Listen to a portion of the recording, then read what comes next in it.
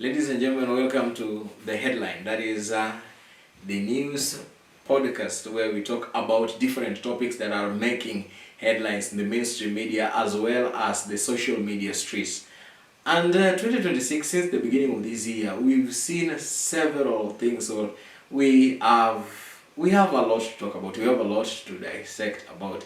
In short, the syllabus ahead of 2027 general election, that is the second Tuesday of the month of August in 2027, when all of us in Kenya, inshallah, will be going to the polls to decide who will be the next crop of leaders in this country. Now, things were just running well. Everything was happening until sometimes today, that is on 11th, the Sunday of 11th January 2026, the Deputy Chief of Staff in charge of the delivery unit, that is Eliud Owalo, the former CS in charge of ICT and digital economy, has just decided that he is going to succeed President Ruto in the year 2027.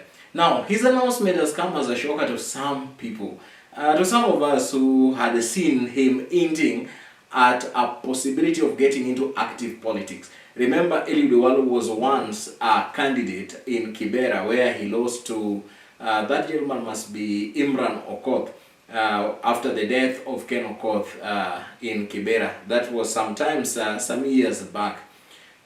That was the first time Owalo was getting into active politics. And for a very long time, he was an aide to the late former Prime Minister Raila Amolo Odinga. He was a close friend to him, and they did several things. They worked together because, So, Eliud Owalo declaring that he wants to become the president, and definitely, he is the first person from the Luo Nyanza region to declare interest in unseating President Ruto.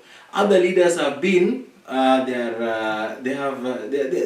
has been like, for us to support you, we have to sit down and we have to decide and everything. But Eliud Owalo has just come out and faced the bull by the horn and saying he is going to succeed President William Ruto.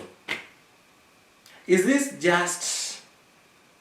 what is Owalo talking about? Is there something that he knows that we don't know? And then again, another matter that is still hidden. Owalo did not disclose whether he will be going as an independent candidate or he will be joining a party, a formation that is already running. That is something that Owalo has not declared.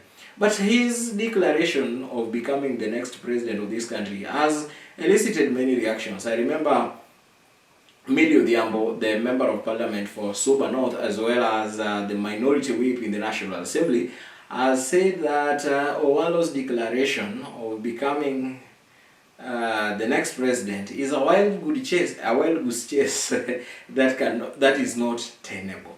And subsequently, Owalo has gone ahead and resigned from the position that he was appointed. This was, to me, as someone who has been looking at things the political way, Owalo was disgruntled. Especially after the broad-based government was formed, Owalo was disgruntled by the entrance of the ODM members who were opposing William Ruto ahead of the 2022 general elections. But Owalo braved so many things. In fact, Owalo campaigned single-handedly in the Luo Nyanza region together with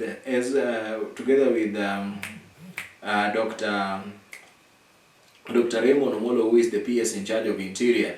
They traversed this region, meeting people in secret places. Like Owalo was meeting fishermen, sometimes along the beaches, away from people who would want to hurt him. Remember, those days, supporting William Ruto was like a suicide in this region, that is the Nyanza region, because it was a time when it was so certain to people on this side that, being that President Uhuru Kenyatta, who was the outgoing president, was supporting Raila Odinga to be the fifth president, Raila's presidency was it was just but a matter of time that President Raila Amolo Odinga would be sworn in as the President of the Republic of Kenya. So, Owalo getting out and declaring that he wants to be the president, I think, to me as an analyst, I can say Owalo is disgruntled.